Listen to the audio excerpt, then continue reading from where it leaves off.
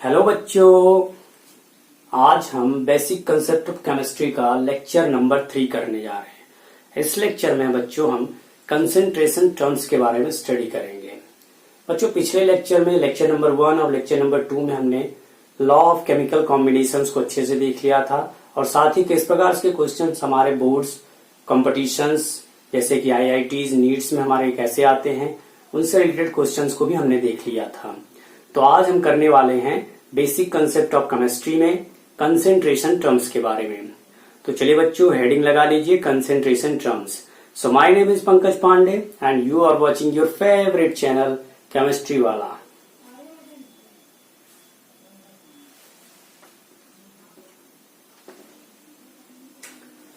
तो देखिए बच्चों, आज हम स्टडी करेंगे कंसेंट्रेशन टर्म्स के बारे में। कुछ कंसेंट्रेशन टर्म्स हमारे इस बेसिक कंसेप्ट ऑफ केमिस्ट्री में इंक्लूड हैं, तो उनको हम देखेंगे।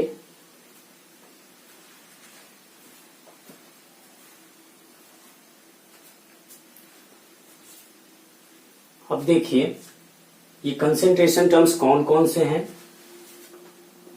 पहला है हमारा परसेंटेज वेट बाय वेट, दूसरा है हमारा परसेंटेज वेट बाय वॉल्यूम, तीसरा है हमारा परसेंटेज वॉल्यूम बाय वॉल्यूम, चौथा है हमारा मोल फ्रैक्शन। इसके बाद फिफ्थ पॉइंट पे पीपीएम है और इस पीपीएम को पार्ट्स पर मिलियन कहते हैं। सिक्स्थ पॉइंट पे हमारा आता है मोलैरिटी, सेवेंथ पे हमारा मोलैलिटी, इन दोनों में अंतर है, यह है मोलैरिटी, यह मोलैलिटी, और लास्ट है हमारा नॉर्मलिटी।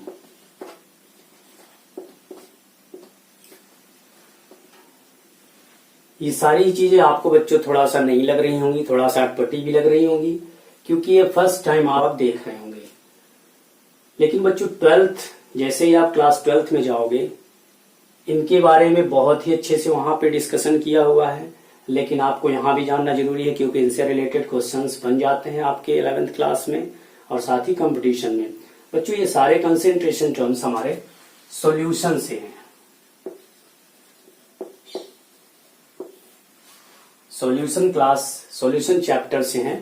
क्लास 12th का दूसरा चैप्टर है हमारा सॉल्यूशन, और वो सारे कंसेंट्रेशन टर्म्स वहीं से हैं। आपके क्लास में इसको इंक्लूड किया गया है, तो इसे भी पढ़ना जरूरी है। तो देखिए, हम इस कंसेंट्रेशन टर्म से हम सॉल्यूशन का कंसेंट्रेशन मेजर करते हैं। अब ये सॉल्यूशन जो होता है सोल्यूट और सॉल्वेंट से मिलके बनता है। सोल्यूट क्या होता है? सोल्यूट जो लेस क्वांटिटी में रहेगा, और सॉल्वेंट जो है जो मेजर क्वांटिटी में रहेगा। सारी चीजें मैं अभी आपको बता देता हूं क्या होता है। देखिए सॉल्यूशन क्या होता है, जैसे कि अब मैं एग्जांपल लेता हूं, बताता हूं आपको कि आपने लिया शुगर का और वाटर का एक सॉल्यूशन बनाया, यानी शरबत जिसको हम कहते हैं। अब उस शरबत में चीनी की मात्रा कम रहेगी और पानी की मात्रा ज्यादा रहेगी। तो जो चीनी की मात्रा कम है उसको हम सोल्यूट कहेंगे, और जो पानी की मात्रा ज्यादा है उसे हम सॉल्वेंट कहते हैं हमारे केमिस्ट्री में। तो यही हो गया हमारा सॉल्यूशन। अब इन सारे कंसेंट्रेशन टर्म्स के द्वारा हम ये मेजर करेंगे कि हमारे सोल्यूट कितनी मात्रा में है और सॉल्वेंट कितनी मात्रा में। जैसे कि अभी आपको लंबाई नापना होगा तो क्या करेंगे, आप फीता लेंगे, इतना बड़ा सा टेप लेंगे मीटर का, सेंटीमीटर का, और उसकी लंबाई को नाप लेंगे। उसी तरह से सॉल्यूशन में कितनी चीनी की मात्रा है, कितनी पानी की मात्रा है, उसको नापने के लिए हम कंसेंट्रेशन शब्द का इस्तेमाल करते हैं कि कितना कंसेंट्रेशन सोल्यूट का है या कितना कंसेंट्रेशन सॉल्वेंट का है। अब ये सारी चीजें मेजर सॉल्यूशन के कंसेंट्रेशन को मेजर करने के लिए ही है। जैसे कि लंबाई में हम मीटर लेते हैं, सेंटीमीटर लेते हैं, किलोमीटर लेते हैं, इसी तरह से डेकामीटर, हेक्टामीटर, हर प्रकार इसके हमारी लंबाई को नापने के लिए सब रूल्स बनाए गए हैं।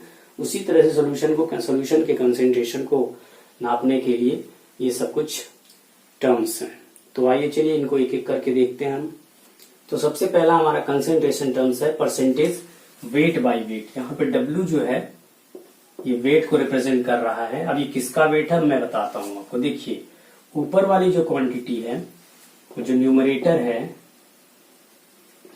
वो हमेशा सोल्यूट के लिए रहेगी, और नीचे वाला जो है वो हमेशा, जिसको हम डिनोमिनेटर भी कहते हैं, ये डिनोमिनेटर हमेशा सॉल्यूशन के लिए रहेगी, हमेशा जो है ये सॉल्यूशन के लिए रहेगी। अब मैं एक एग्जांपल लेता हूं, इस एग्जांपल के थ्रू आपको समझ में आ जाएगा। A solution of NaCl in H2O is 5% weight by weight. A solution of NaCl in H2O is 5% weight by weight. इसका मतलब क्या हुआ?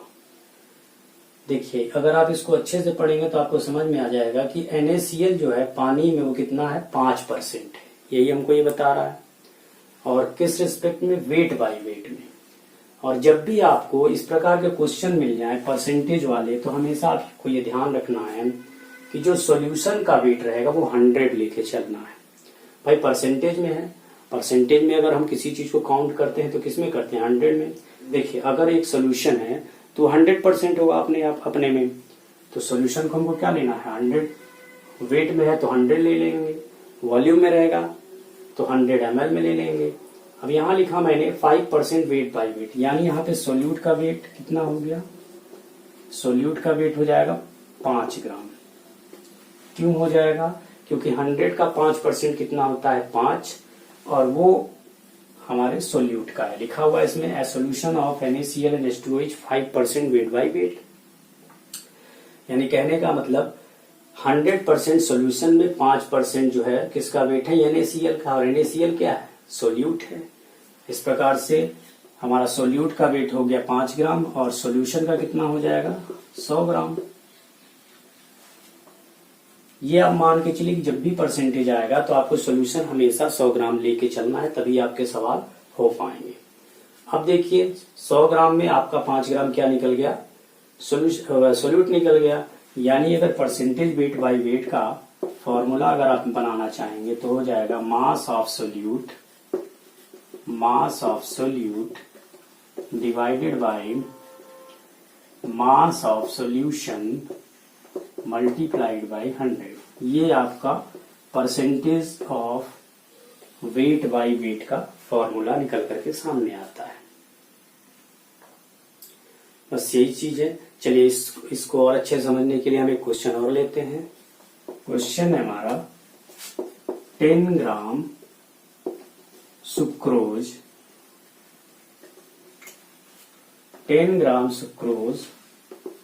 is dissolved in 100 gram of H2O. Find percentage weight by weight. अब देखिए इसमें लिखा हुआ है कि 10 ग्राम सुक्रोज जो है वो 100 ग्राम पानी में घुला हुआ है। तो अब जरा मुझे आप ये बताइए कि इसमें मास ऑफ सोल्यूट कितना है, 10 ग्राम। मास ऑफ सोल्यूट कितना लिखा हुआ है, 10 ग्राम। मास ऑफ सॉल्यूशन कितना हो जाएगा, सभी लोग बता रहे होंगे 100 ग्राम, पर यहाँ पे ये गलत हो जाएगा क्योंकि ये जो 100 ग्राम है ये सॉल्वेंट का वेट है, सॉल्वेंट का वेट है ये, और सॉल्यूशन का वेट होगा सॉल्वेंट प्लस सोल्यूट। देखिए मैंने आपको बताया हुआ है कि सॉल्यूशन सोल्यूट और प्लस सॉल्वेंट से मिलकर बनता है, यानी यहाँ पे सॉल्यूशन का वेट हो जाएगा 110 ग्राम। तो मास ऑफ सॉल्यूशन कितना हो जाएगा, 110 ग्राम। और जब हमको मास ऑफ सोल्यूट और मास ऑफ सॉल्यूशन फाइंड हो गया तब हम क्या निकाल सकते हैं, percentage weight by weight, that is 10 divided by 110 into 100। इसको आप सॉल्व कर लीजिए, ये कट जाएगा, यानी 100 डिवाइडेड बाय 11 तो कितना आ जाएगा, 11 9 या 99, 11 यानी 99, 1 बज गया, 9.09 आपका आंसर आ जाएगा। यानी 100% में 9.09% जो है वो सुक्रोज के प्रेजेंट रहेंगे और बाकी जो है आपका वाटर इसमें रहेगा। देखिए कोई भी सोल्यूशन अपने आप में 100% होता है। अब 100% में 9.09% आपका सुक्रोज और वाटर जो है बचा हुआ जो है इसका परसेंटेज वाटर रहेगा। तो इस तरह से यहाँ पे हमने परसेंटेज वेट बाय वेट में कितनी मात्रा में सोल्यूट या कितनी मात्रा में सॉल्वेंट प्रेजेंट रहता है सॉल्यूशन के अंदर वो देख लिया। नेक्स्ट क्वेश्चन है 10 gram of NaOH is present in 100 ml of solution. Find percentage weight by weight if density is 1.2 gram per centimeter cube of solution.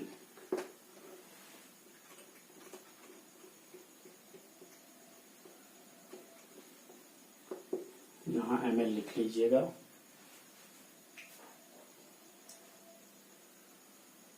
अब देखिए इसमें आपको percentage weight by weight find करना है। परसेंटेज वेट बाय वेट का formula क्या होता है, मास of solute divided by mass of solution into 100, यही होता है। सोल्यूट का मास दिया हुआ है 10 ग्राम NaOH, लेकिन सॉल्यूशन का यहाँ पे 100 ml दिया है, मास नहीं दिया हुआ है। तो हाँ एक चीज दी हुई है, डेंसिटी दी हुई है यहाँ पे सॉल्यूशन की, तो आप इससे निकाल सकते हैं मास को। देखिए कैसे, मास ऑफ सोल्यूट की जगह पे मास ऑफ सोल्यूट 10 ग्राम। अब डेंसिटी दी हुई है और मास हमको निकालना है, तो आप जानते हैं since density is equal to क्या होता है, मास बाय वॉल्यूम, यही होता है।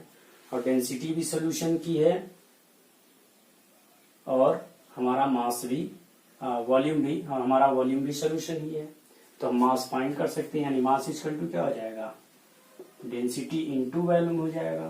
तो यहाँ क्या लिखोगे, डेंसिटी कितना है 1.2, वॉल्यूम कितना है 100, इसको ऐसे कर सकते हो और इंटू 100 कर दो, तो ये दोनों आपस में कट जाएंगे, आ जाएगा कितना 10 डिवाइडेड बाई 1.2, आंसर आ जाएगा 8.33%। इस तरह से हमारा जो है इस क्वेश्चन का आंसर बन जाता है। तो परसेंटेज वेट बाय वेट में हमने ये देखा कि हमारा फॉर्मूला होता है मास of solute divided by mass of solution into 100। अब चाहे क्वेश्चन में डेंसिटी दी हुई हो या फिर वॉल्यूम दिया हुआ हो, हम जो है फॉर्मूला लगा करके और अपने इस क्वेश्चन को सॉल्व कर सकते हैं। चलिए हम जो है next concentration terms percentage weight by volume की ओर बढ़ते हैं। दूसरा कंसेंट्रेशन टर्म्स है हमारा percentage weight by volume. Weight represent करेगा सोल्यूट को, ये मैंने पहले ही बताया है, और वॉल्यूम होना चाहिए किसका, सोल्यूशन का। तो अगर इसका फॉर्मूला हम देखें तो percentage weight by volume equal to क्या होगा, mass of solute divided by, अब हम लिखेंगे यहाँ पे वॉल्यूम ऑफ सोल्यूशन। अब मास नहीं लिखेंगे इसमें, क्योंकि ये भी लिखा हुआ है, भी मतलब क्या हुआ, वॉल्यूम ऑफ सोल्यूशन, और इनटू 100, ये हमारा जो है इसका फॉर्मूला होता है। चलिए इसको हम क्वेश्चन से समझते हैं। क्वेश्चन है हमारा, a sugar solution is 3% weight by volume. Find percentage weight by weight if density is 1.25 gram per ml. इसको 10 कर लीजिएगा ताकि कैलकुलेशन में आसानी हो। 10 इसको कर लीजिएगा आप सभी। अब देखिए यहाँ पे दिया हुआ परसेंटेज वेट बाय वॉल्यूम, और आपसे फाइंड क्या करने के लिए बोला, परसेंटेज वेट बाय वेट। कुछ नहीं, परसेंटेज वेट बाय वेट क्या होता है, मास ऑफ सोल्यूट, अभी पहले मैंने बताया इसके, और यहाँ पे क्या होगा, मास ऑफ सोल्यूशन ही रहेगा, क्योंकि परसेंटेज वेट बाय वेट पूछ रहा है आपसे। ठीक, और आपको दिया क्या है यहाँ पे, परसेंटेज वेट बाय वॉल्यूम दिया हुआ है, डेंसिटी भी दी हुई है। इसका मतलब क्या हुआ यहाँ पे कि मास एब्सोल्यूट क्या हो जाएगा, मास एब्सोल्यूट तो 10 ग्राम भाई। 10% अगर दिया हुआ है, वो भी क्या दिया है, शुगर। शुगर हमारा क्या रहेगा, सोल्यूट ही रहेगा। तो 100 ml में, इसका मतलब क्या हुआ कि 100 ml में 10 ग्राम जो है शुगर हमारा है। भाई देखिए, मैंने आपको पहले ही बताया था कि डिनोमिनेटर की क्वांटिटी को हमेशा 100 लेके चलना है। अगर वेट है तो भी वेट रहेगा तो 100 ग्राम, वॉल्यूम आ जाएगा तो 100 ml हो जाएगा, यानी 100 ml में 10 ग्राम शुगर है। तो हमको वॉल्यूम भी पता चल गया कितना हो जाएगा, 100 ml, ये पता चल गया। हमको निकालना क्या है, मास ऑफ सोल्यूशन। तो मास ऑफ सोल्यूशन निकालने के लिए क्या करना पड़ेगा, डेंसिटी इंटू वॉल्यूम और इंटू 100। क्यों, क्योंकि density equal to mass by volume होता है। फॉर्मूले में पुट कर दीजिए, लिखिए नीचे 10 इंटू 10 हो गया, यहां लिखोगे आप 1.25, डेंसिटी है 1.25, वॉल्यूम आपका 100 इंटू 100। इसको कर दो ऐसे ही, बस सॉल्व कर दो इसको। ये 100 कट जाएगा, 10 इस पॉइंट को हटाओगे तो ऊपर 2 और 0 आ जाएंगे। अब करोगे तो इसका आ जाएगा वैल्यू 8 आएगा, यानी परसेंटेज वेट बाय वॉल्यूम कितना आ जाएगा, 8%। यानी 8% जो है शुगर जो है 100 ग्राम में प्रेजेंट रहेगी। यानी 100 ग्राम सोल्यूशन में, भाई percentage weight by volume, weight by weight का मतलब क्या हुआ यहाँ पे कि 100 ग्राम वेट में 8% शुगर जो है प्रेजेंट रहेगी। थर्ड कंसेंट्रेशन टर्म हम देखेंगे परसेंटेज वॉल्यूम बाय वॉल्यूम। कुछ नहीं, ये सोल्यूट के लिए रहेगा, पहले ही बताया, और ये सॉल्यूशन के लिए। अब दोनों जगह पे क्या हो गया है, वॉल्यूम वॉल्यूम। तो फॉर्मूला क्या हो जाएगा परसेंटेज वॉल्यूम बाय वॉल्यूम का, mass of volume of solute divided by volume of solution into 100। जैसे एग्जांपल मैं देता हूं कि a sugar is 5% weight by 5% volume by volume. इसका मतलब क्या हुआ, a sugar is 5% volume by volume in H2O। यानी शुगर की मात्रा कितनी है, 5 ml। देखिए हम 5 ग्राम नहीं बोलेंगे क्योंकि यहाँ पे वॉल्यूम बाय वॉल्यूम हो गया। तो हमारा H2O, हमारा जो सॉल्यूशन रहेगा वो भी मिलीलीटर में रहेगा, और हमारा जो सोल्यूट रहेगा वो भी मिलीलीटर में। इसका मतलब ये हुआ कि 5 ml शुगर जो है 100 ml सॉल्यूशन में प्रेजेंट है।